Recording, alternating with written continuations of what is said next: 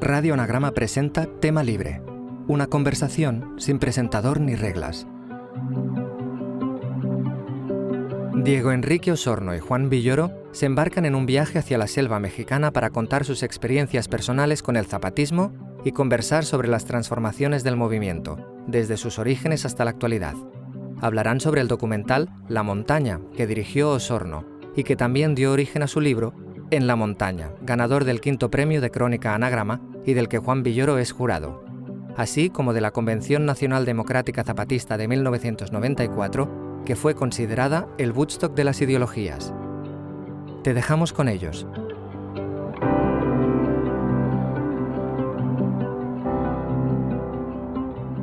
Hola, ¿qué tal, querido Juan? Me da mucho gusto que nos veamos aquí en esta tierra árida de Monterrey. ¿Cómo estás? ¿Cómo va la vida? Pues muy contento de verte aquí en tu ciudad, ¿no? Que siempre es una ciudad tan especial. Estamos rodeados de estos cerros que no dejan de sorprenderme, ¿no? Y al mismo tiempo la arquitectura que empieza a crecer de manera vertical, ¿no? En la ciudad, que es como una competencia con el paisaje. Ahora que están construyendo también el metro, es un desafío urbano poder llegar al estudio donde estamos hablando o poder llegar del aeropuerto a cualquier otro sitio. Pero en fin, muy contento de estar aquí contigo en Monterrey, ¿no? Yo debo confesar que pues sí, nací aquí, viví 20 años acá, tengo gente muy querida, pero aborrezco en buena medida lo que se ha convertido la ciudad, ¿no? Esta cosa inhóspita que tú resaltas, las montañas, que sí es verdad que están por ahí, pero la contaminación, el tráfico, la falta de espacios culturales, la falta de lugares recreativos, sí. A mí me parece terrible. Así es que siempre pido disculpas a la gente que viene aquí. Cuando perteneces a un sitio, lo quieres tanto que muchas veces, precisamente por eso, te molesta lo que no te gusta, te duele y lo aborreces, ¿no? Borges decía, de Buenos Aires no nos une el amor sino el espanto, será por eso que la quiero tanto. Las cosas que te afectan tienen ese peso. Yo utilicé esta frase como epígrafe de mi libro El Vértigo Horizontal, que trata precisamente de la Ciudad de México, con la que yo tengo esta relación de amor-odio que tú puedes tener con Monterrey. Por un lado perteneces a ese paisaje, pero por otra parte estás harto de lidiar con él todo el tiempo, juras que te irás y sin embargo ahí permaneces. Bueno, tú ya ahora andas por todo el mundo haciendo tus documentales, escribiendo tus reportajes, entonces eres más itinerante, yo creo que yo. Sí, pero es curioso porque yo sí crecí con arraigo por la ciudad. O sea, yo recuerdo, pese a todo, una infancia y una adolescencia, incluso una juventud gozosa. Digo, me tocó incluso la machaca regia con toda esta onda musical muy, muy rica. Celso Piña, que hablamos hace rato de él.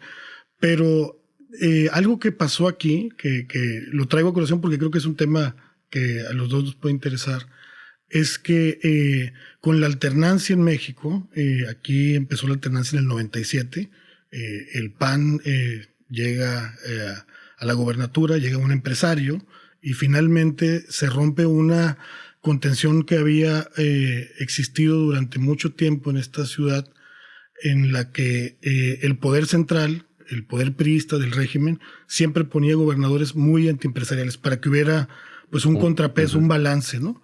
A partir del 97, Zedillo, ese gran prócer que fue presidente, psicópata de Yale, le dice el subcomandante Marcos, pues abre aquí en Nuevo León, ponen a un empresario, y yo recuerdo perfectamente, yo estaba empezando a reportear en esos años, cómo se hablaba de, bueno, vamos a concentrar en Monterrey a toda la gente de los pueblos que se venga aquí a la ciudad, vamos a traer inversión extranjera, vamos a generar una economía de servicios y demás, ese es el futuro.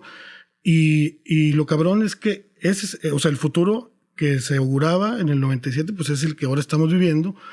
Y sí, es verdad, es una ciudad donde hay hay empresas coreanas, hay 10,000 coreanos aquí, está IKEA, están empresas de Argentina, de todos los lugares del mundo.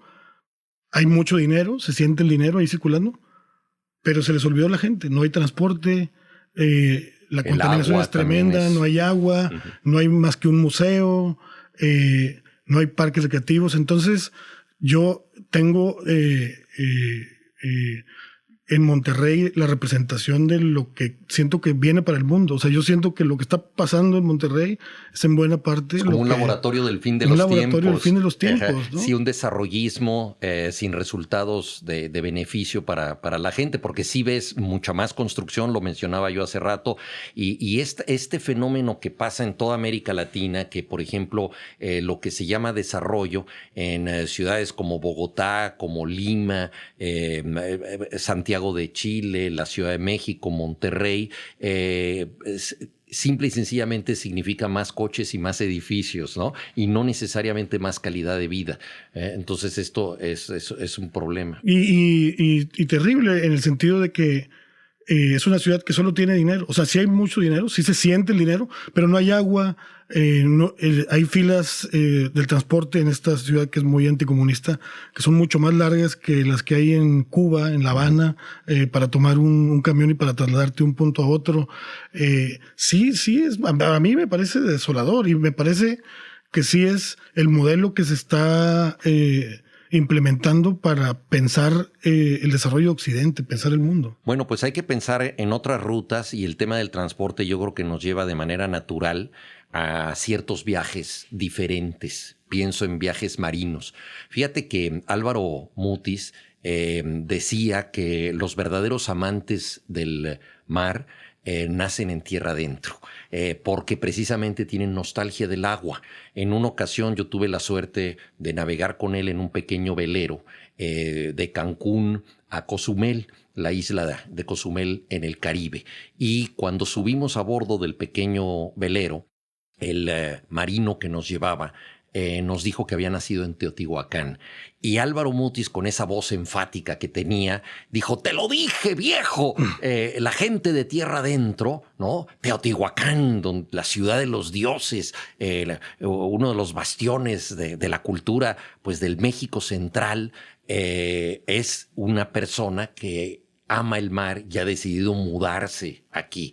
Y entonces tú y yo pues no nacimos en la costa, pero sin embargo hemos tenido esta tentación desde el principio. El primer libro que yo escribí, que lo publiqué en 1980, es un libro de cuentos que se llama La Noche Navegable.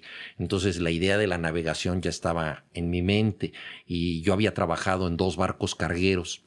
El Toluca, por cierto, que luego supe que también Alejandro González Iñárritu trabajó en ese mismo barco, porque Transportación Marítima Mexicana tenía una política de apoyar a jóvenes que iban a Europa supuestamente a estudiar. La verdad es que la mayoría íbamos de mochileros a rolar y a tener aventuras, pero pues conseguíamos algún papel que nos acreditaba en una supuesta universidad y nos permitían viajar a cambio del trabajo. Entonces, tanto Alejandro como yo estuvimos en el Toluca, y también yo estuve en el barco Mérida. Entonces, la experiencia de la navegación era algo formativo, y naturalmente yo me sentía Joseph Conrad a bordo del barco haciendo pues trabajos manuales ínfimos, porque era lo único que yo podía hacer ahí en la marinería, pero fue una experiencia que me llamó mucho la atención, y la menciono porque este rito de paso marino para mí pues no se puede comparar con el que tú tuviste, porque tú te subiste hace poco al velero de los zapatistas, donde iban 7 zapatistas.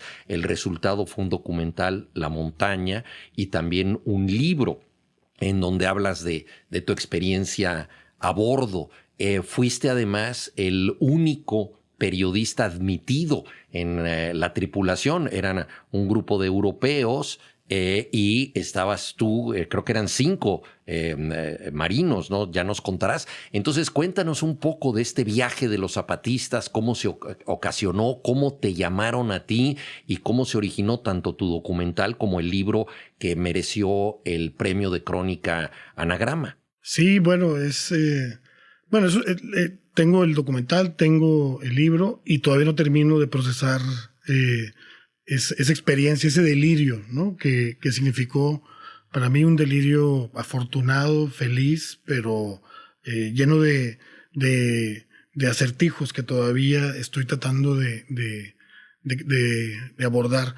Y justo este viaje de los zapatistas ocurre en un contexto de una iniciativa que ellos lanzan en 2020, de abrir un poco la comunicación y la acción con las redes internacionales que prácticamente desde su alzamiento hace 30 años empezaron a generarse, ¿no? Entre lo que ocurría en estas comunidades de Chiapas con lo que pasaba en diversas latitudes del mundo, ¿no? Para mí es muy claro hoy en día que el epicentro de lo que hoy conocemos o que ya queda registrado en la historia como el movimiento altermundista, pues fueron las comunidades de Chiapas y particularmente La Realidad, que es uno de los caracoles más emblemáticos y originales que crearon las comunidades zapatistas en Chiapas. Y digamos, ese movimiento altermundista yo siento que es invitado a reactivarse alrededor de 2020 con esta iniciativa de los zapatistas. Es una iniciativa que pues a mí me pareció muy interesante, muy esperanzadora también, ¿no? Por todo este panorama desconcertante para uno al ver cómo estas democracias representativas que tenemos producen fenómenos como el de Trump en Estados Unidos, Bolsonaro en Brasil, pues Milei en Argentina, sí. Johnson en Inglaterra, y de repente los zapatistas lanzan esta iniciativa, juegan con la idea de que van a ir en barco. A uno nunca le queda claro siempre con los zapatistas qué es lo literal y qué es lo literario. Siempre hay ahí una ambigüedad muy, muy rica. Y en ese contexto, tengo una llamada, así, ahora sí, de una representante de las comunidades que me dice que sí van a hacer un viaje a Europa, que lo van a hacer literalmente en un barco, y que quieren que vaya un externo para que deje un registro del acontecimiento. Y pues yo escucho, ¿no? Y estoy atento a ver qué están planeando. Y cuando me dicen que las comunidades pensaron que ese externo podría ser yo, pues me conmociona, me impacta. Creo que lo primero que le dije al representante que me da la noticia, pues que le dije, sí, pero no sé nadar y no soy nada marino. Yo soy justo de monte, y vivo en el desierto. Yo vivo en Sonora hace muchos años también. Entonces me dijeron, los delegados que van a ir, algunos ni conocen el mar, ni siquiera, si es que le entras o no. Y pues le entré. Ya obviamente después tuve que hablar con mi mujer y con mis hijos y no fue fácil. Sí tuve que hacer una buena negociación porque les parecía muy arriesgado. Les daba, bueno, a mi mujer, mis hijos estaban fascinados. Mi mujer estaba pues un poco asustada, ¿no? Yo la verdad también estaba muy asustado. Quería controlar mi preocupación porque no era algo ni siquiera que estuviera en mi imaginación. El mar no... Era algo que estaba completamente fuera de mí. No era como para mí o como para ese marino del que hablaba Álvaro Mutis. O sea, no tenías ese anhelo de la gente de tierra firme por llegar al mar. A mí me pareció muy conmovedor también que los zapatistas, como bien dices tú, bueno, tú no sabías nadar y ellos, en tu libro tú lo mencionas, viene la descripción de cada uno de los 7 representantes de los zapatistas y ponen experiencia marina ninguna. O sea, nadie sabía nada. Y luego ellos hicieron en la selva un barco de madera para entrenarse psicológicamente a este desafío, lo cual es como un relato de García Márquez, ¿no? Pensar en un muelle seco que está en la selva y donde hay un barco y la navegación es perfectamente imaginaria, ¿no? Como los niños en las orquestas populares de México que no tienen dinero para instrumentos y empiezan ejercitándose con instrumentos de papel y de cartón. Entonces empiezan a tener violines que no lo son, que son simplemente el dibujo de un violín, pero empiezan a mover los dedos sobre supuestas notas y esa orquesta primero suena en la mente colectiva de todos los presentes y luego ya se va convirtiendo en realidad a medida que llegan los instrumentos. Esa preparación mental de los zapatistas a mí me pareció fabulosa y forma parte de la idea que ellos tienen de reconfigurar la realidad. Lo mismo que bautizar a un barco como la montaña. Se supone que lo que menos se mueve son las montañas. Sí, no, y justo yo entendía mucha de la simbología marina que el zapatismo, digamos, había ido como generando, ¿no? Pues tú estuviste y me gustaría que nos recordaras cómo fue esa Convención Nacional Democrática en agosto de 1994, en la que después de su levantamiento y de establecer una serie, pues, de diálogos iniciales con el gobierno, por exigencia de la sociedad civil que se levanta y pide que pare la guerra y que empiece el diálogo, y se abre una ventana para que se conozca la realidad de las comunidades zapatistas en todos esos primeros meses de 94. Y finalmente ese diálogo acaba con los zapatistas invitando a la sociedad civil. Creo que tú estuviste ahí en la realidad, en un barco, ¿no? En Fitzcarraldo, ¿no? Precisamente. Bueno, en agosto del 94, efectivamente, los zapatistas invitaron a miembros de la sociedad civil a que los acompañaran. Fuimos casi 6,000 personas.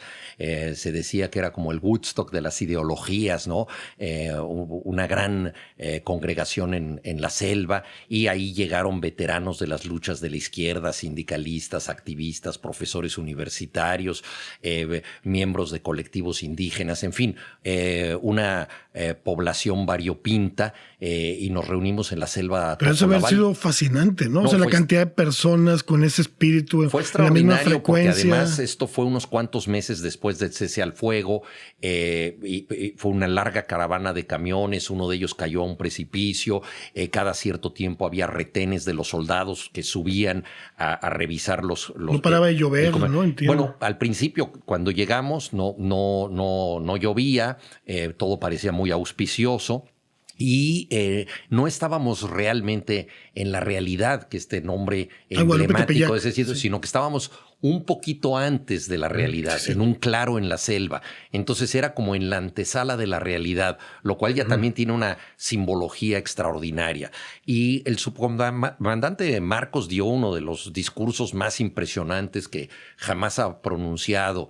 Pablo González Casanova, el único rector de izquierda que ha tenido la Universidad Nacional, lo comparaba con los discursos de Tucídides. Decía, esto es formidable.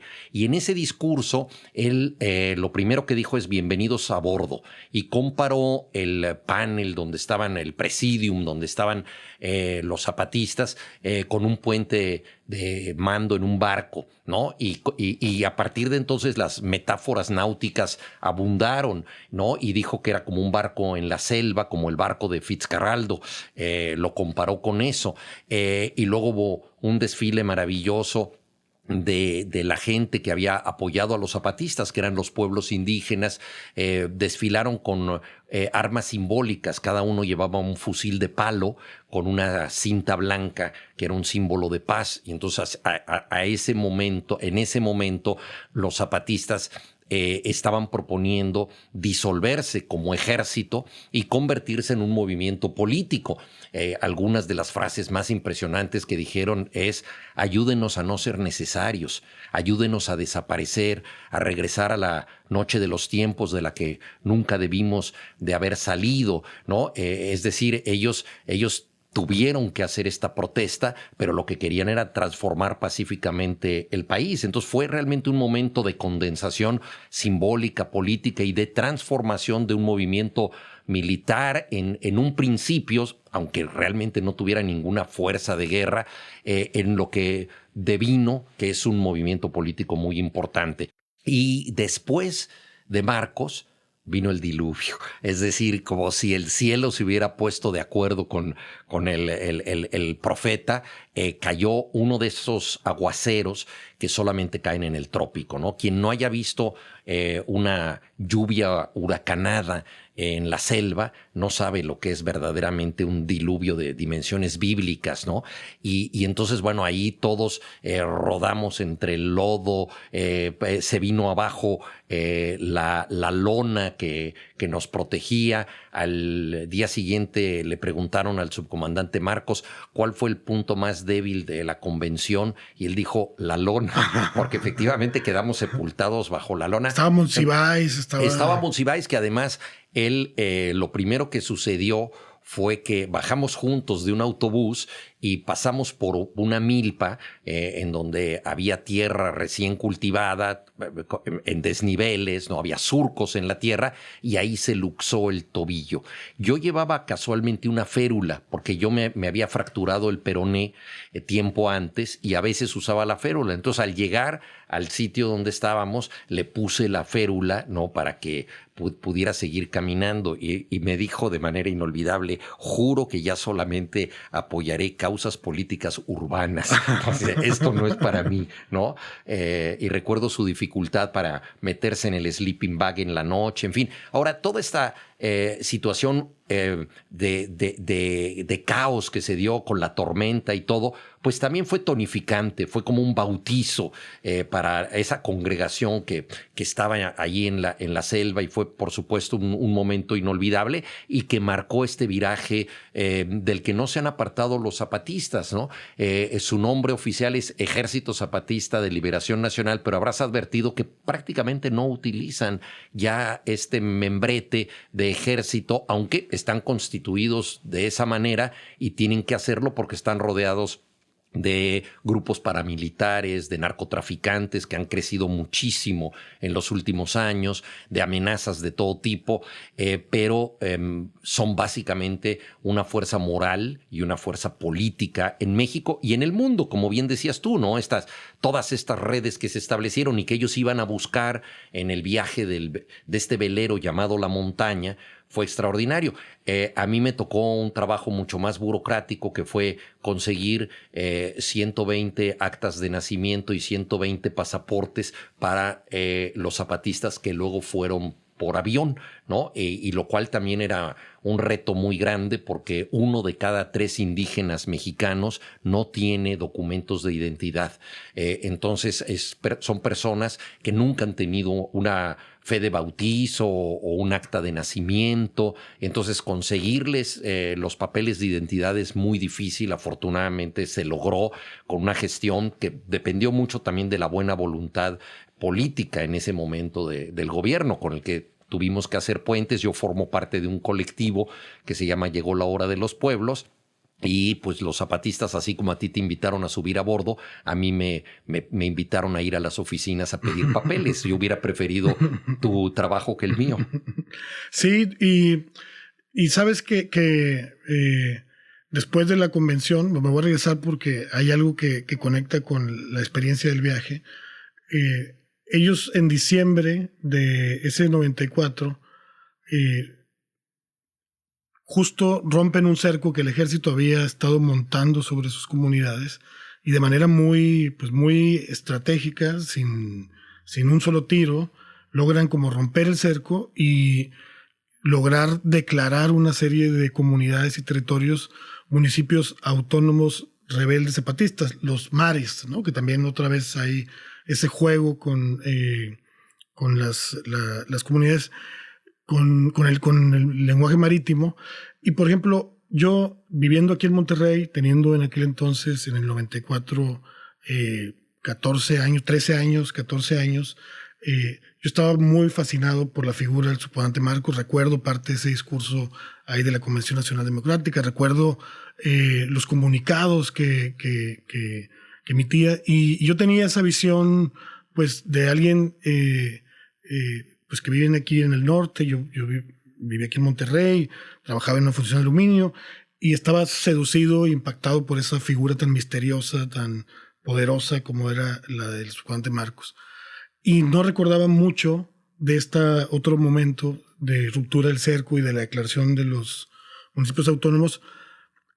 Obviamente después la registré ya cuando empecé a interesarme más en el periodismo, Pero justo en el barco, con los 7 zapatistas con los que iba, algunos de ellos sí habían nacido antes del lanzamiento. La mayoría de las 4 mujeres, de las mujeres, que eran 4, no habían nacido en ese momento, pero lo que recordaban fundamentalmente en su historia de resistencia era precisamente este tipo de acontecimientos. Y algo que me fue pasando durante el viaje en el barco con los 7 delegados zapatistas, que ya había empezado para mí en 2003, cuando llegué por primera vez al Caracol de Oventic a querer entender lo que estaba pasando en Chiapas, según querer entender, pero en realidad más bien cautivado por la figura del subcomandante Marcos. Como que ahí tengo ese choque, me doy cuenta de que hay algo todavía más importante detrás de toda la mística del subcomandante Marcos, y es precisamente la historia de la resistencia de las comunidades, ¿no? Que para muchos de mi generación urbanos no la veíamos, ¿no? Tú, sí. Pues tú sí pudiste ir allá y estar desde el 94. Para nosotros era nada más esta figura transgresora, esta figura que nos daba identidad. Y cuando llego a las comunidades en 2003, me doy cuenta que hay algo todavía más complejo, que hay algo todavía más rico, que hay algo todavía más potente. Entonces para mí fue justo de 2003, que fue la primera vez que yo llego a Chiapas, hasta la subida a la montaña en el barco con los 7 zapatistas, que siento que entiendo un poco más lo que hay de fondo en esta lucha, ¿no? Y un poco de eso traté finalmente de que se tratara el libro, de que se tratara el libro de la montaña, de que se tratara el documental, de poder entender esa metamorfosis que sufrió el zapatismo en una realidad tan violenta como la que se ha marcado en México por una democracia que produce más desapariciones y más ejecuciones y más actos de tortura que cualquier dictadura latinoamericana del siglo XX. Las comunidades zapatistas que lograron construir desde 94 hasta el día de hoy, con muchas dificultades y con muchas adversidades, contra viento y marea, una realidad que puede parecer para muchos utópica o imposible de lograr, pero que es una construcción firme y sólida, ¿no? Creo que eso es algo que a mí me pasó de 2003 para acá y con mayor fuerza en la montaña. Pero no sé, ¿tú cómo recibiste a tu papá, don Luis Villoro? Y ahorita podemos también hablar de él, pues es uno de los grandes filósofos y abordaba el tema del indigenismo con una claridad y con una asertividad poco mejorables en México. Pero ¿cómo abordaste tú en ese 94 la figura del subcomandante Marcos, con todo lo que representaba el liderazgo de un mestizo ilustrado, con todos estos bagajes cinematográficos, literarios y culturales, con la otra realidad indígena que para ti no era tan ajena como lo era para alguien como yo viviendo en esta ciudad? Bueno, de cualquier forma, lo indígena en México se había distorsionado muchísimo porque nosotros en México hemos tenido una exaltación retórica del pasado indígena. Es decir, hay un gran aprecio por los indios muertos que construyeron las pirámides, que llenaron nuestros museos de grandes tesoros. Y en México la palabra azteca se utiliza pues para nombrar empresas, hay un budín azteca, la selección nacional se dice es el equipo azteca. O sea, hay un orgullo simbólico por lo azteca, y también los gobiernos del PRI, que estuvo 71 años continuos en el poder, tuvieron una política nacionalista en donde la educación que recibíamos los mexicanos se exaltaba el pasado indígena como algo retórico. Nunca se decía que los indios existían en el tiempo presente, no eran parte de la riqueza multicultural de México, sino que se hablaba de ese Edén perdido y se responsabilizaba a España de todas nuestras tragedias. Esto, por cierto, de manera muy priista lo revivió López Obrador al enfrentarse a la corona española y exigir que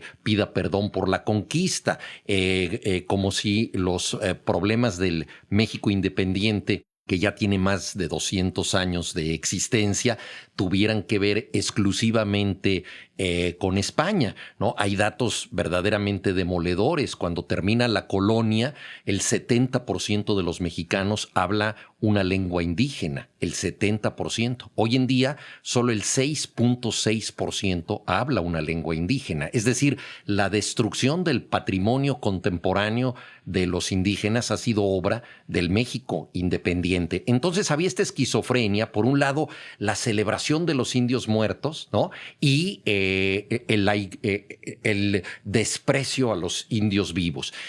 Viene el movimiento zapatista, liderado por un mestizo universitario de clase media, con una retórica formidable, que hace chistes e incorpora elementos del realismo mágico, de la teología de la liberación, del marxismo crítico en su discurso. Y hay una gran sorpresa. Por un lado, este rockstar de la política, gran comunicador que es Marcos, y por otro lado la realidad oculta de los pueblos indígenas. Y yo creo que ha sido un proceso educativo importantísimo, porque hoy en día lo indígena tiene una significación totalmente diferente a la que tenía antes del movimiento zapatista. A mí me pareció particularmente simbólico que cuando surge el levantamiento, inmediatamente después hay una campaña publicitaria muy grande para celebrar el hallazgo de la Reina Roja en Palenque. El presidente Carlos Salinas de Gortari le está diciendo a la gente: sí me interesan los indígenas, aquí está la tumba de la Reina Roja en Palenque, forma parte de nuestro patrimonio y nuestro acervo. Pero una vez más, él estaba aludiendo a los indios muertos, los indios que habían dejado tumbas, y no a los que hoy en día exigen un derecho de participación, porque hay que decir que no fue una escisión el movimiento zapatista. Ellos dijeron: nunca más un México sin nosotros, ¿no? Es decir, queremos formar parte del tejido social, queremos una autonomía indígena, pero como parte de un mosaico multicultural. Entonces ahí empezó a cambiar la reconsideración de lo indígena. Tienes razón en que mi padre, Luis Villoro, que fue filósofo y estudió temas del pasado mexicano, fue de los precursores de este concepto del México profundo, es decir, de que había un México soterrado al que los propios mexicanos no le hacíamos caso, ¿no? Celebrábamos a los indios muertos que construyeron las pirámides y despreciábamos a los que vendían chiclets Adams en los semáforos, ¿no? Esa era la realidad pasmosa, ¿no? que estábamos viviendo. Y algunas gentes, sí, como mi padre, Guillermo Bonfil Batalla, y muchos otros estudiosos, hablaban de la necesidad de acercarnos a las comunidades y sobre todo de abrevar en su enorme riqueza cultural, que es formidable. Y yo creo que una de las cosas más interesantes al conocer la trayectoria de Marcos es que él se reeducó en el mundo indígena. Él llega ahí como un guerrillero guevarista, ¿no? Egresado de la Universidad Nacional Autónoma de México, con todas las lecturas de la editorial Siglo XXI sobre el marxismo crítico y todas estas cosas, y empieza a aprender que hay una realidad en las comunidades, otras formas de gobierno, otras formas de democracia, otras formas de relación comunitaria, y ahí cambia totalmente. Entonces el gran descubrimiento para nosotros fue no solo el poderoso lenguaje de Marcos, sino lo que tú acabas de mencionar, el trato con las comunidades. Y a ti, pues tú eres pues además de ser un gran escritor, alguien comprometido con diversas causas, ¿no? Pero en ese 94, con la emoción histórica que me imagino que se vivía con el alzamiento y con otra serie de acontecimientos que ocurrieron en México en ese año fatídico en el que asesinaron a Luis Donaldo Colosio, que era el candidato Sí, tú de hiciste Salinas. todo un documental sobre eso. Bueno, una serie, 1994. ¿No? Pues todos estos asesinatos, estalló el Popocatépetl y demás. O sea, es un año lleno de una emoción histórica, pero tú, si te vas a ese momento en el que estás llegando a la selva para esta convención, tu curiosidad va en el sentido de descifrar un poco a esa figura misteriosa que está emergiendo, que ya es icónica en México y muy pronto se vuelve, pues incluso a nivel internacional, mucho más potente cuando el presidente Zedillo intenta con un operativo detenerlo y luego, según él, desenmascararlo en una rueda de prensa bastante cómica, ¿no?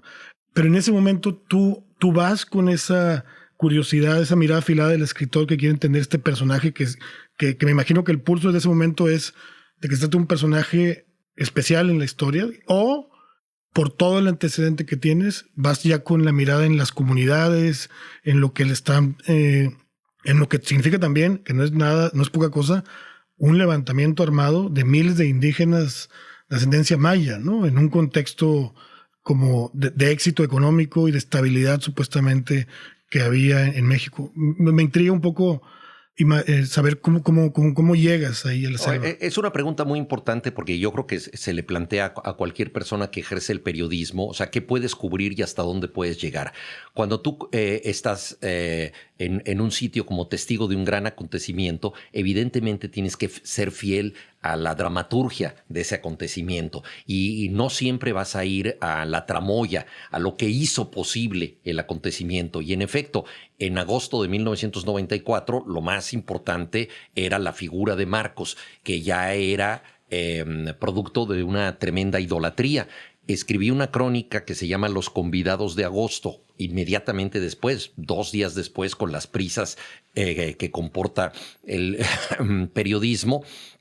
Y en esta crónica, cuyo título está tomado de un cuento de la escritora chiapaneca Rosario Castellanos, porque nosotros éramos los convidados de agosto, ahí yo me concentré efectivamente en la figura de Marcos y yo me preguntaba si él disponía de una sagacidad política para no ser víctima de los reflectores, para no convertirse en un caudillo que usurpara el poder y empezara a ejercerlo en beneficio propio, como ha sucedido con tantos movimientos sociales. Si pensamos, por ejemplo, en Daniel Ortega en Nicaragua, ¿no? Que empieza como un valiente revolucionario sandinista y acaba convertido en un tirano. Entonces, ¿cuál era el destino de Marcos? Desde entonces nos lo preguntábamos porque ciertamente el movimiento estaba muy focalizado en él y algunos de sus adversarios justamente decían, ¿cómo es posible que un mestizo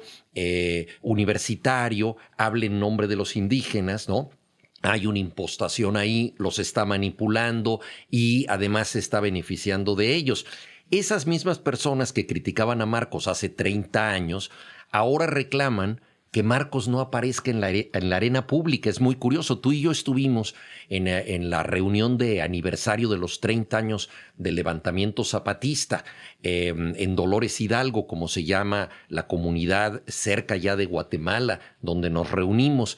Y ahí, por ejemplo, Marcos no tuvo el menor protagonismo. Y desde hace mucho tiempo él no es vocero de los zapatistas, dio un paso atrás.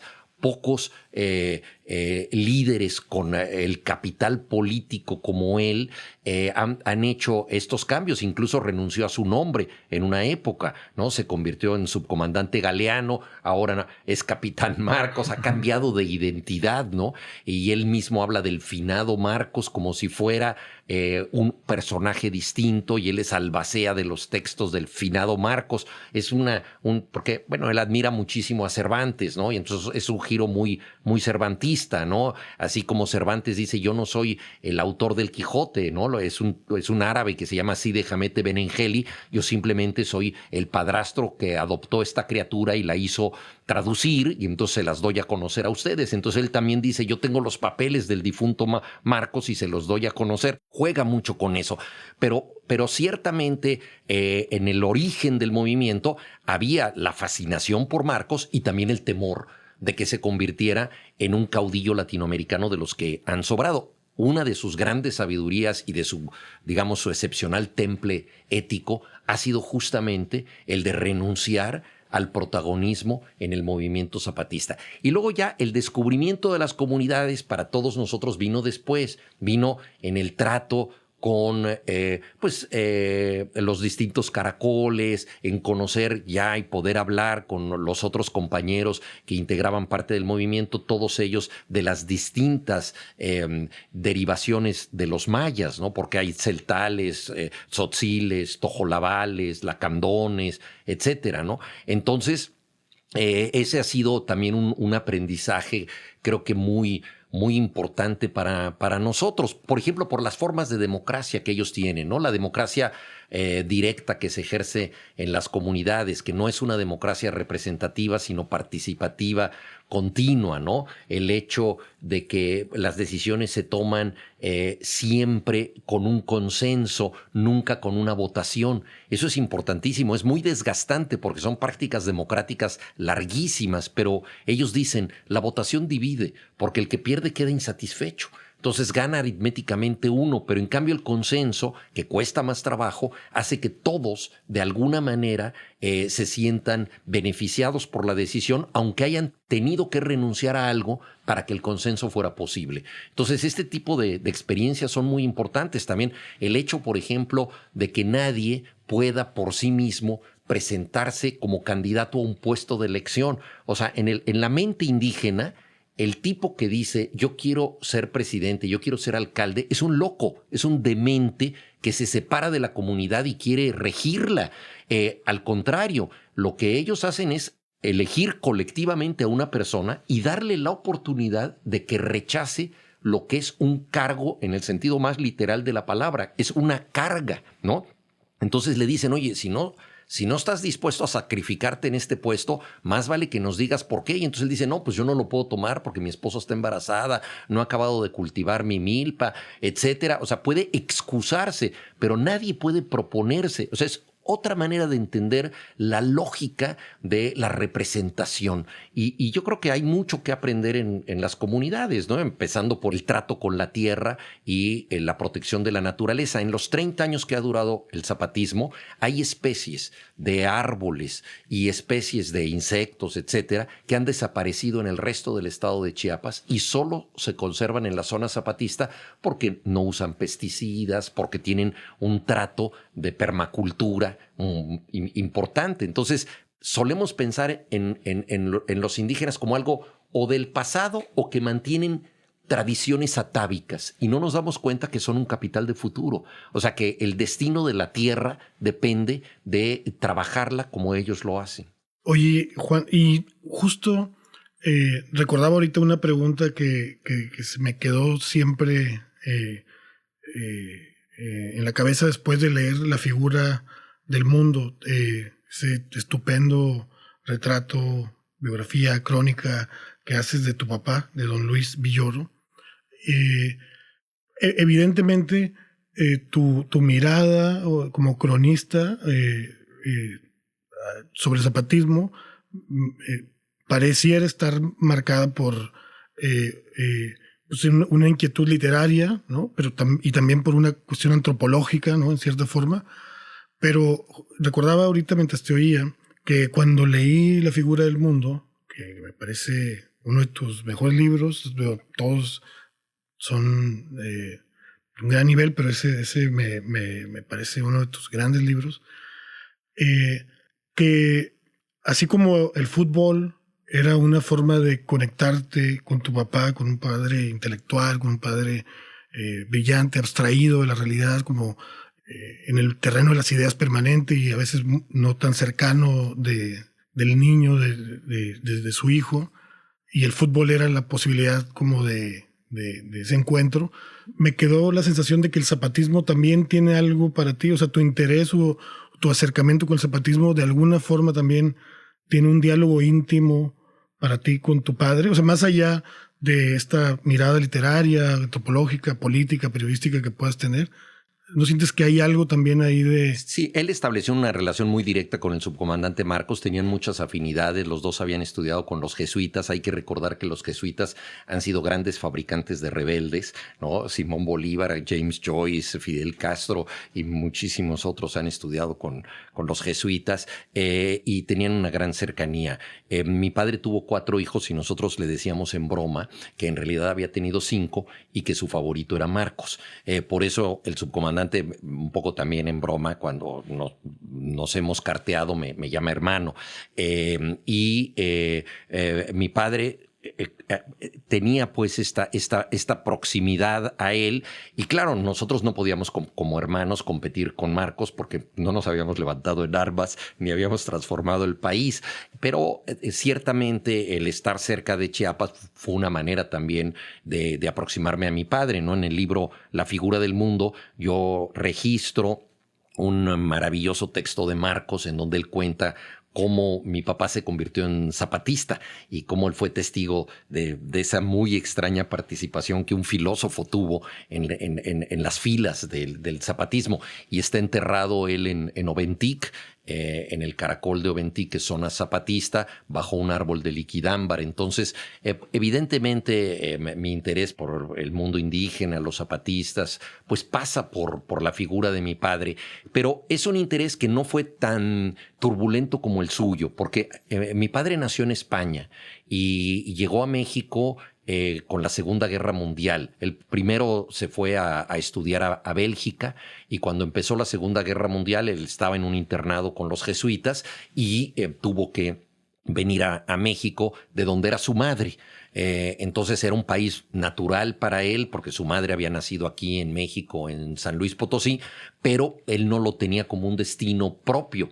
Porque él pensaba seguir su vida en Europa. Y cuando llega al país se encuentra con un mundo bárbaro, cruel, corrupto, injusto, y no le gusta nada a México, nada.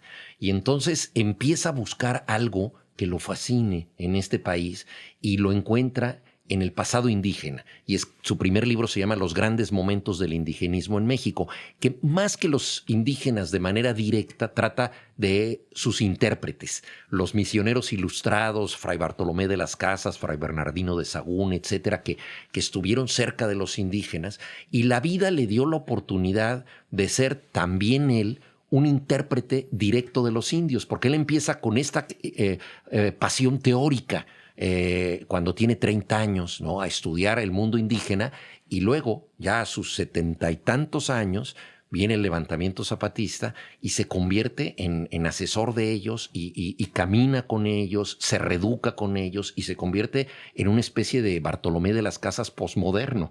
Entonces, a presenciar todo eso a mí me pareció conmovedor, extraordinario y sí, claramente el interés que yo he tenido pues tiene que ver con mi padre. De hecho, pues la decisión de dejar sus cenizas ahí fue importante. Él tenía una falsa modestia, hay que decirlo, bastante marcada. Entonces él no quería que sus cenizas fueran puestas en algún lugar donde pudiera ser objeto de un homenaje, pero bueno, una de las pocas ventajas de que alguien haya fallecido es que no se puede poner en contra de lo que nosotros decidimos y le hicimos su homenaje en Chiapas, que fue formidable. Se puede consultar en redes el discurso que dio el subcomandante Marcos y que parcialmente está recogido en La figura del mundo. Claro, ahí era el subcomandante Galeano, ¿no? Ahí era el subcomandante Galeano porque justamente ese homenaje fue en simultáneo, qué bueno que lo recuerdas, al maestro Galeano, que era un zapatista que había sido asesinado y a mi padre, ¿no? Y entonces lo dijo muy bien el comandante Moisés en ese momento, dijo, nosotros quisimos rendirle tributo a un maestro que se volvió zapatista, que es Luis Villoro, y a un zapatista que se volvió maestro, que es Galeano. Sí, y un poco tu escritura, tú la sientes marcada por estas influencias, digamos, de tu padre. En el libro, La figura del mundo, no se alcanza como a No, yo la verdad creo que no. En ese sentido somos muy distintos. A mi papá no le gustaba el sentido del humor y no le gustaban los chismes, no le gustaba la vida diaria. Detestaba que la gente tuviera anécdotas. Él lo que quería era pensar. Entonces a él le gustaban los conceptos, las ideas, discutir de temas. Entonces, si yo le empezaba a contar de un problema romántico que yo tenía, alguna cosa, se ponía muy nervioso. Y para tranquilizarlo, entonces yo le preguntaba algo de la Ilustración y entonces él empezaba a hablar de Rousseau y ya se ponía contento.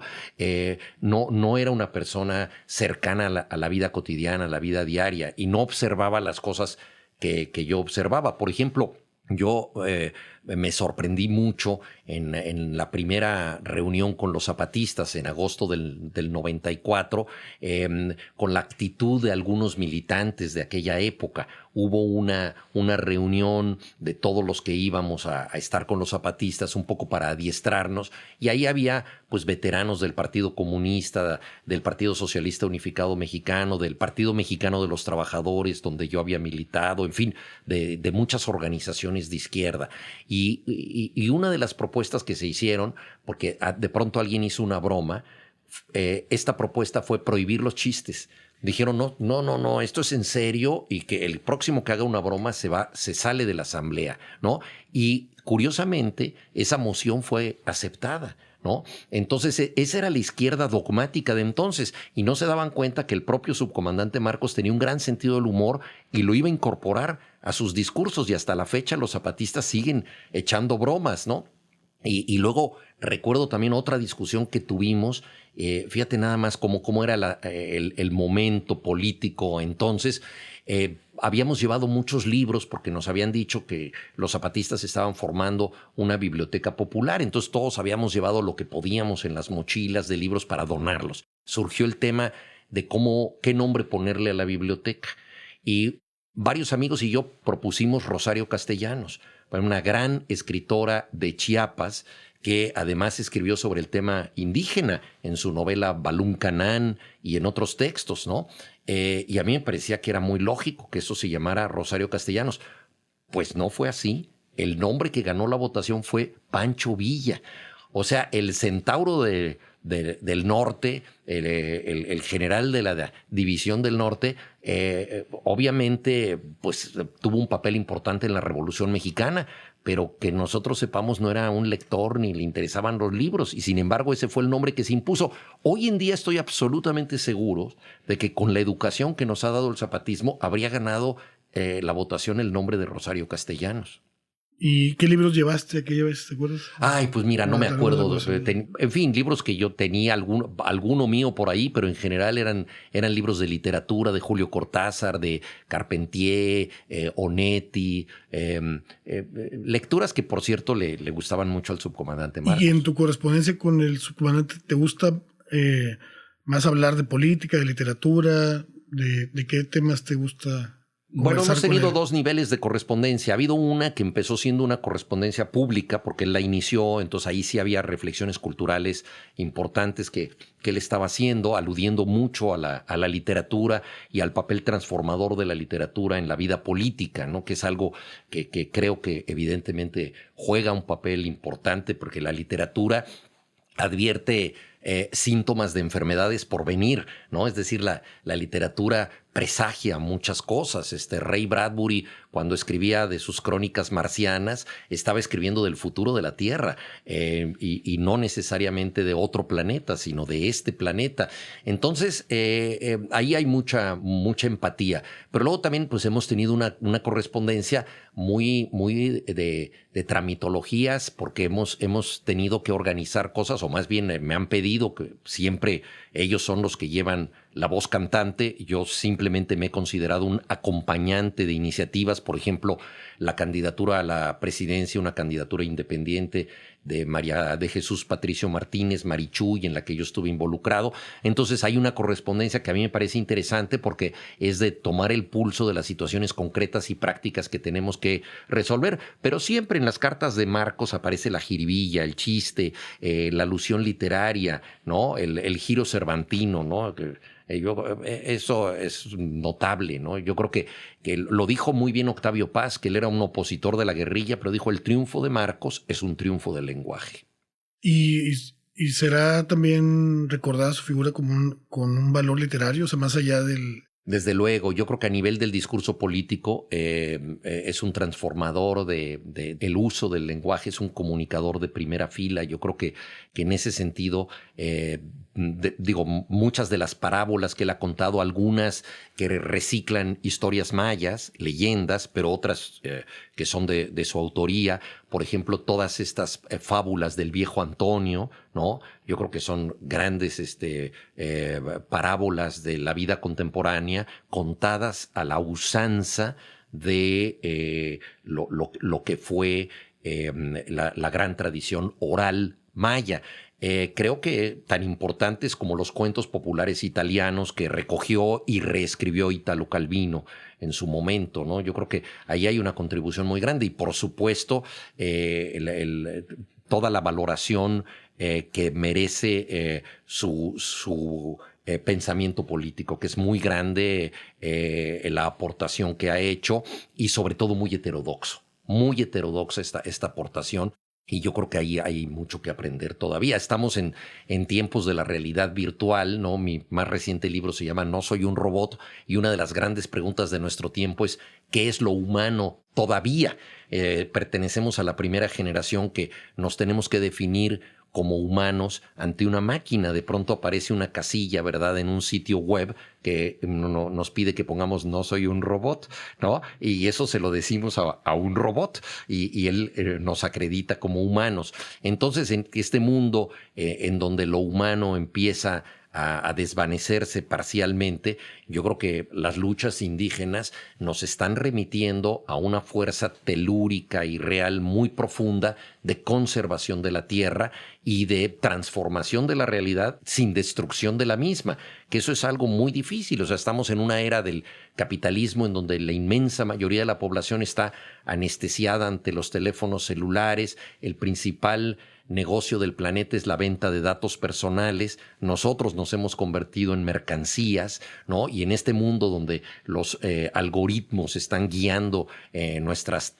tentaciones en estos espejos mágicos que son los teléfonos celulares, nos creemos libres cuando que somos simple y sencillamente esclavos felices. Entonces, ¿cómo liberarnos de todo esto? Bueno, algunas de las recetas, de las medidas para liberarnos provienen precisamente de los pueblos originarios. Yo quise conectar este influjo de lo local en la era de lo global, pero sobre todo a través de lo que a mí me interesa, que es el lenguaje, la literatura y la lectura. Entonces, No soy un robot es un libro básicamente sobre la lectura en la sociedad digital. Y después del viaje de hacer No soy un robot, de terminar el libro, te queda un escenario de prospectiva. O sea, Asif Kapadia acaba de presentar en el Festival de Cine de Venecia un documental que se llama 2073. O sea, él ya marca como ese año como el año del punto de quiebre donde precisamente se da este colapso, donde la burocracia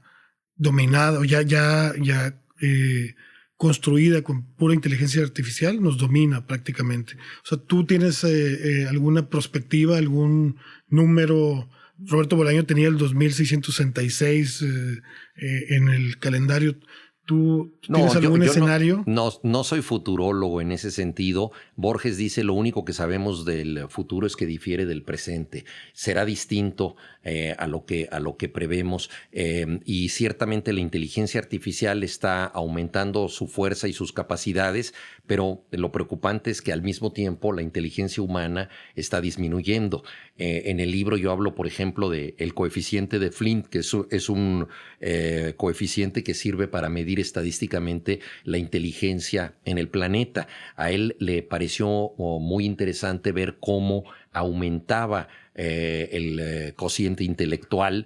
En el siglo XX pudo subir en 30 puntos, lo cual es mucho porque se considera que alguien con 140 de cociente intelectual es prácticamente un genio. Entonces, si la medida de la genialidad es 140 puntos, que en la especie a nivel promedio aumente en 30 puntos, quiere decir que hay una conducta mucho más inteligente. Pero esto se estancó en los años 90 del siglo pasado y empezó a disminuir. está disminuyendo 2 puntos por década, digo, a nivel global, digamos, ¿no? Pero ciertamente nosotros, al delegar tantas funciones en los aparatos, pues no ejercitamos la memoria, no ejercitamos la cognitiva, ¿no? Seguimos una flecha en un GPS en vez de orientarnos nosotros mismos en el espacio con las indicaciones que nos han dado. Entonces, todo esto ha cambiado pues nuestro uso de lo que es el mundo y obviamente nos ha entorpecido. La lectura es una gran reserva de inteligencia, de pensamiento complejo, de contradicciones, que es algo muy importante, y entonces es una zona donde el dolor se transforma en algo que puede incluso ser placentero. Entonces hay modos de resistencia. Entonces yo me resisto a pensar que seremos totalmente controlados por la inteligencia artificial, pero para seguir justamente como especie requerimos de ciertas tecnologías previas a la inteligencia artificial, y la más importante, sin duda alguna, es la lectura. Entonces, en esa medida, mi libro No soy un robot es un libro militante. Y tú, te pregunto, pasando un poco de una plataforma a otra, has transitado muy fluidamente de la escritura a los documentales, las series, incluso series de ficción ya has producido, ¿no? Entonces, ¿cómo te sientes en este tránsito? Porque incluso el libro que obtuvo el premio Anagrama se benefició mucho de reportajes que habías hecho para documentales. Porque también hay que decirlo, muchas veces tienes mejor acceso por ser documentalista que por ser reportero. O sea, si solamente escribes para un medio escrito, no siempre te dan la entrada o no siempre te dan la entrevista, que si tú dices voy a hacer una serie para una plataforma importante, entonces es más fácil el acceso muchas veces. ¿Cómo te sientes en este viaje, pues, entre plataformas distintas, ¿no? La vieja tecnología de la escritura y la tecnología de los medios ya digitales de audiovisuales? Tú sabes que es un poco casual. O sea, mi llegada como al mundo del cine documental fue pues muy inesperada. Yo, como muchos otros colegas, traté de abordar la política de guerra contra el narco que el presidente Felipe Calderón implementó para mí demagógicamente y de una forma muy perversa. Y en ese contexto, pues trabajé diversas crónicas tratando de encontrar personajes, lugares, eventos que pudieran generar algún tipo de reflexión de lo que estaba pasando, que era tanto lo que estaba pasando que no alcanzábamos a entender. Y entonces trabajé muchas crónicas de largo aliento, pensando yo en la crónica no como un ejercicio para lucir mi prosa ni nada, sino como el único género que me podía permitir más o menos encarar el drama o la tragedia, en realidad, que era más que drama, la tragedia que estábamos viviendo aquí en el noreste de México, Nuevo León, Tamaulipas, Coahuila, Sinaloa, en muchos lugares. Y esos textos generaban como interés de productores, de directores, documentalistas. Yo di algún par de textos, los di, o sea, de estas crónicas que llevaba yo un año trabajando, que salían publicadas en Gato Pardo, en Letras Libres, en Milenio, algunas en Proceso también. Y no me gustaba cómo las filmaban. Entonces, en 2 casos yo pedí, o sea, no me peleé, pero sí me distancié del proyecto y dije, pues es que esto va en otro sentido de lo que yo transmití. Y justo había hecho yo una historia aquí en Monterrey, yo quería entender cómo las élites estaban viviendo. Ya había hecho yo varias historias de las víctimas de la guerra del narco, de los lugares más pobres en Michoacán, en Guerrero incluso, antes de toda esta espiral de violencia, pero no había, quería yo retratar a las élites, cómo estaban encarando las élites la guerra del narco.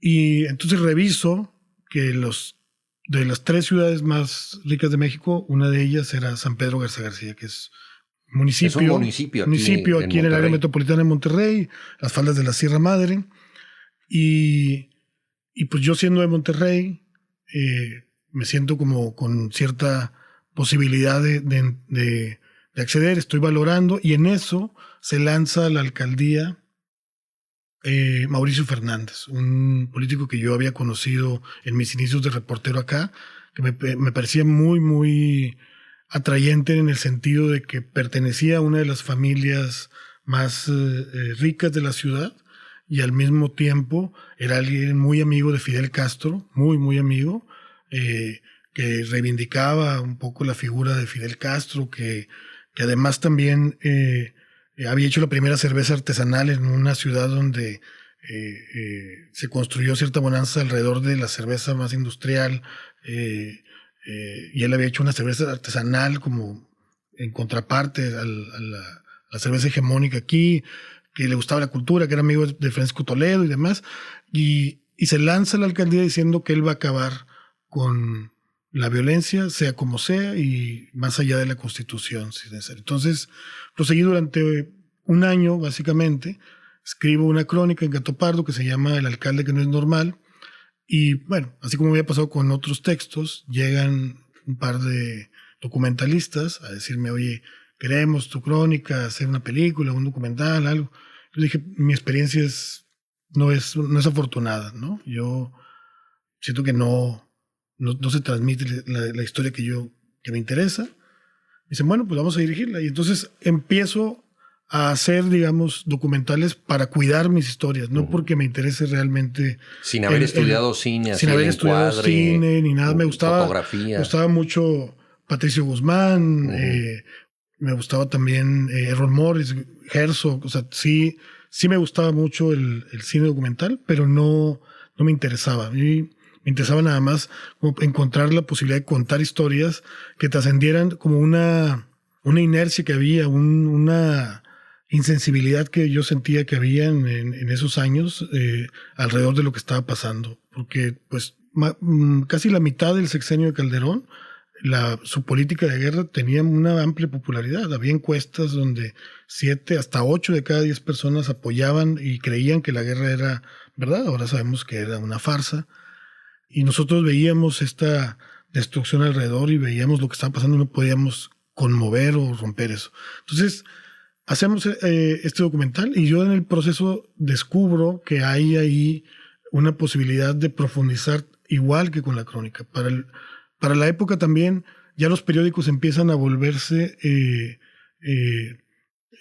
empiezan a entrar en crisis los periódicos, ¿no? En 2011, 2012, ya trabajar en un periódico y tener la posibilidad de dedicarte por meses a investigar una historia y de poder tener profundidad es muy difícil. Ahí se podía hacer en revistas como Gato Pardo y demás, pero digamos que no en las condiciones económicas de sustento esenciales. Y entonces descubro la posibilidad de contar historias en el cine documental. Y un poco para mí ese ha sido el tránsito. Es una manera de hacer periodismo para mí el cine documental. Si yo hubiera podido sentir a través de otros espacios en la crónica, por ejemplo, en la crónica de profundidad, tener la capacidad, la atención suficiente o la posibilidad suficiente de adentrarme en las historias, lo hubiera hecho. Siento que empecé a hacer documental en un momento además en el que no estaba como ahora de moda. Ahora ya casi todo el mundo está haciendo su documental o tiene una idea de un documental. O sea, ahí los festivales de cine en México reciben 5 o 6 veces más propuestas de documentales de las que recibían hace 6 o 7 años. O sea, cuando yo empecé hace 14 años a hacer documentales, era otro el panorama. Pero para mí esa ha sido la herramienta. Yo sigo escribiendo, sigue siendo lo que para mí es sustancial, pero no me parece que una cosa sustituya a la otra, ni tampoco creo que haya una facilidad de tener más accesos con el cine documental que con el periodismo. Al contrario, para poder, o sea, a la hora de filmar, pues hay un dispositivo, hay aparatos, hay gente, entonces se vuelve para mí todavía más complicado lograr la inmersión que yo necesito, ¿no? Lograr sentir, o sea, no solo tener la información y tener el registro de la experiencia, sino poder sentir, que a mí me gusta pensar el periodismo no como una sola investigación, sino como una inmersión. Y el dispositivo que implica hacer cine documental hace más difícil, más extenuante poder lograr esa inmersión. Ahora, hay un fenómeno curioso con el documental, que es que una vez que ya te aceptan la entrevista y todo este dispositivo del que estás hablando, la persona que habla no habla como yo estoy hablando ante ti, aquí no hay nadie más, ¿no? Sino que al tener la cámara, ¿no? Se está dirigiendo a un auditorio, o sea, está seduciendo a un auditorio, va más allá de ti. El caso, por ejemplo, del presidente Salinas en tu serie de 1994, que él es un maestro para manejar las explicaciones y obviamente no se está dirigiendo a Diego Enrique Osorno en esa inmersión íntima que puede tener el periodista, sino que guiado por la lucecita roja de la cámara, le está hablando al pueblo de México, contando su versión de los hechos, dicho sea de paso, con mucha eficacia, ¿no? Entonces también de pronto la cámara hace que te salten a ti como interlocutor. Pero justo a mí me gusta mucho el testimonio, la entrevista, el talking head, y yo uso un dispositivo que inventó Errol Morris que se llama el Interrotron, y mis entrevistados no están mirando a la cámara. O sea, los entrevistados miran a un especie de monitor donde aparece la figura del entrevistador, que en este caso soy yo, y entonces es una conversación donde hay cara a cara. Es verdad que en casos como el de Carlos Salinas de Gortari no hay un interlocutor humano, ¿no? O sea, hablando de robots, o sea, él tiene justo este discurso muy establecido, pero algo que era muy importante, que a mí me pareció del documental y de esa entrevista que duró 6 horas, esta entrevista, es que él dijo a la cámara muchas cosas que no había dicho nunca a la cámara, que sabíamos porque había escrito en algunos libros o porque lo filtraba en columnas de los periódicos o porque lo articulaban algunos de los columnistas que él, o intelectuales que él tenía, digamos, dominados, pero no lo habíamos visto nunca a él diciendo esto. Y eran cosas que tenían que ver no con su discurso de poder, digamos, antes de toda la crisis que él sufre en el 94, sino una serie de reflexiones y de testimonios que tenían que ver más bien con lo que pasa después del 94, que él entra pues en una lucha con el presidente Ernesto Zedillo, que empieza a ser perseguido, su hermano es detenido y demás. Entonces, ahí, por ejemplo, la inmersión era importante también, porque yo había tenido ya 2 entrevistas previas con él. La primera entrevista había durado media hora, porque yo estaba haciendo un libro sobre Carlos Slim, mi biografía sobre Carlos Slim, y en algún momento de las entrevistas que hice con Carlos Slim, yo le leo a Carlos Slim un artículo que había publicado el presidente Salinas, en aquel entonces, 2014, por ahí, 2015, donde decía que la falta de regulación del presidente Zedillo a Telmex había provocado el monopolio que usufructuaba Carlos Slim.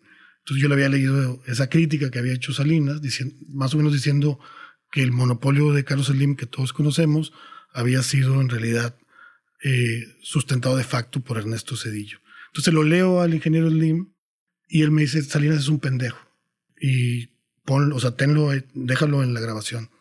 Entonces yo, imagínate, pues ya estaba terminando el libro y necesitaba pues pedirle al presidente Salinas una versión sobre esa declaración que yo tenía pues en on. Y entonces pues pedí una entrevista para tener su versión sobre eso y bueno, muchas más cosas que Slim refutaba de Salinas. Entonces ya me recibió en la casa que tenía o que tiene ahí en la Ciudad de México y empezamos la entrevista Y a la hora yo de plantear mi primera pregunta, hablo de, creo que digo el fraude del 88 o las elecciones fraudulentas del 88. Uso la palabra fraude. Que son las que lo llevaron al poder. Que son las que lo llevaron al poder. Y entonces la entrevista se convierte en una discusión de media hora sobre si había sido o no fraude lo que había pasado en el 88, y a final de cuentas pues ya no pude profundizar ni tener el registro de lo que yo buscaba, ¿no? Ya le pregunté, fue muy apresurado y todo. Entonces fue una entrevista muy desafortunada en ese sentido. Y es algo que yo trato de hacer no solo con gente como el presidente Salinas, sino también con un campesino que entrevisto en Sinaloa, que está sembrando marihuana, o con un luchador social de Guerrero, o con cualquier persona. Mi función, y a lo que me refiero con inmersión, es a escuchar y es a oír. No a mí no me gusta mucho ese periodismo de fiscal, ese periodismo de interrogatorio. Me parece que es normalmente una manera de querer confirmar las hipótesis o las posiciones que uno tiene, y no de querer entender al otro, aunque sea lo que sea, quien sea, tengas afinidad o no tengas afinidad con la otra persona. Entonces, yo cometí ese error, me parece, de no querer escuchar, que me ganaba como la animadversión que representaba la figura del presidente Salinas, que es como, antes era la representación del mar, ahora ya compite con muchos, ya son bastantes. Y después tuve una segunda entrevista que fue mucho más afortunada, porque estaba haciendo yo otro documental que se llama La Muñeca Tetona, que es sobre una fotografía que toma Pedro Valtierra en 1987, poco antes de las elecciones del 88 en las que él gana en medio de cuestionamientos, donde aparecía el presidente Salinas con Carlos Monsiváis, con Héctor Aguilar Camín, con Elena Poniatowska, con Gabriel García Márquez, con León García Soler, con Miguel Ángel Granados Chapa, con prácticamente los principales intelectuales de México, salvo Octavio Paz y Carlos Fuentes. Están ahí todos los demás. Están en un sofá, se ven relajados, y está en el centro el presidente Salinas. Y a mí un tema que me interesaba mucho, que igual podemos también abordarlo ahorita, es el de la relación de los intelectuales y el poder, ¿no? Y me parecía que esa foto era una buena manera de poder abordar un relato sobre un tema complejo, gelatinoso, ¿no?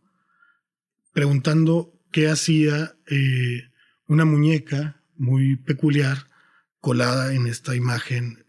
Entonces, con el pretexto de investigar qué hacía esa muñeca, lo que traté fue recrear esa reunión, de esa reunión informal de pues una serie de mentes brillantes, de mentes lúcidas, con uno de los, con el próximo presidente en ese momento, y con unos personajes pues más cuestionables o más controversiales de nuestra historia reciente.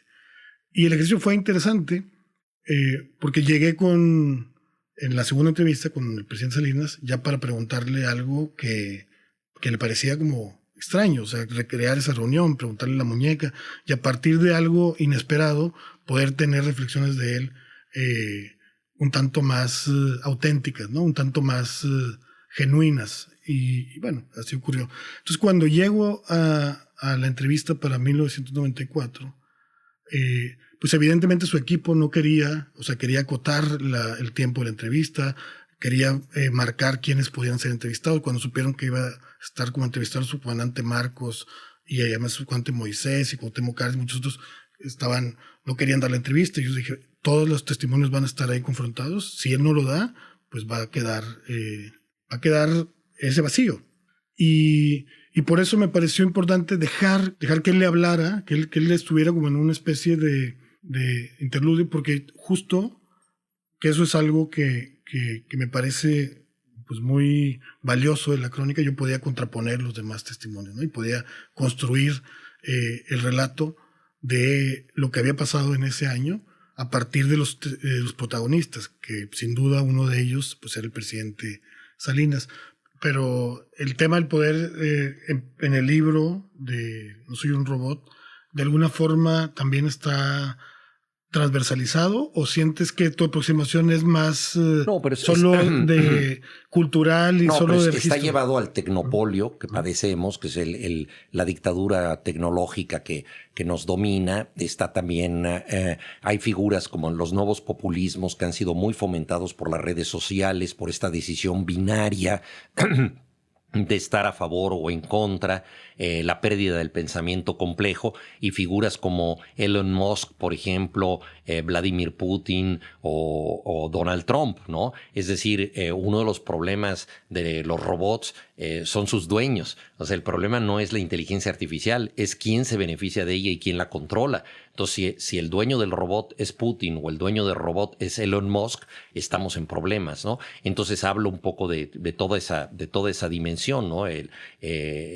Hay, por supuesto, una dimensión política. Hoy en día los CEOs, los grandes directivos y dueños de los corporativos mundiales son más poderosos que cualquier jefe de Estado, ¿no? Entonces este fenómeno que en buena medida surge del capital forjado en Silicon Valley con las empresas digitales, pues nos ha planteado una situación totalmente diferente, en donde el ser humano, como decía yo, está anestesiado ante este espejo que es el celular, con la variante de que estás felizmente anestesiado. O sea, crees que te libera aquello que te está esclavizando, ¿no? Lo cual no quiere decir que no se deba usar el celular. O sea, yo tampoco estoy proponiendo irnos al monte a comer raíces y leer libros a la luz de una vela, ¿no? No, para nada. Yo creo que una de las grandes enseñanzas que nos da la lectura y el capital que nos han dado los libros es la posibilidad de poder convivir con estas nuevas formas de la lectura, pero de una manera en que esto no sea enajenante, sino que podamos ubicar en su justa medida los estímulos que recibimos en Internet o en otras plataformas, y combinarlos con el acervo rico de la humanidad que está básicamente en las bibliotecas y en los libros, ya sea impresos en papel o electrónicos. Perfecto, pues creo que ya nos pasamos hace un ratito del tiempo. Creo que vamos a ir ya cerrando aquí, irnos a comer ahí unas arracheras o unos cabritos o lo que te antoje y por acá. Y frijol con veneno. Frijol con veneno. Sí. Son de Sinaloa esos, pero aquí bueno, también ya... pero son muy populares sí, aquí. También. Y yo ya solo quisiera decir nada más para terminar que justo algo que a mí me gusta de explorar los... personajes que tienen algún tipo de poder, ¿no? Más allá del poder político, sino que tienen la capacidad de influir sobre mucha gente o sobre su época, es como una serie de elementos periféricos que hay alrededor de esas figuras, ¿no? Y uno de ellos es el de la coherencia, precisamente. O sea, el poder, como lo entendemos y como suele manifestarse, siempre termina por ser aberrante, ¿no? Por generar conductas absurdas, ¿no? Y yo tengo un texto que recomiendo a quien nos escucha que si pueden leerlo, está por ahí en Gato Pardo y está en un libro que se llama Mundo Enfermo, que se llama El escritor que no se volvió cobarde ni caníbal, que habla de cierto escritor que ha tenido un arco y una trayectoria con bastante coherencia a la hora de su búsqueda literaria y de lo que ha podido concretar exitosamente en esa búsqueda literaria. No, pues muchas gracias, querido. No, la verdad es que yo no sé si es coherencia. He seguido un camino, pero tal vez porque nunca me enteré de que había otro camino posible. Bueno, qué gusto estar contigo. Como siempre, felicidades por tu premio Anagrama. Gracias.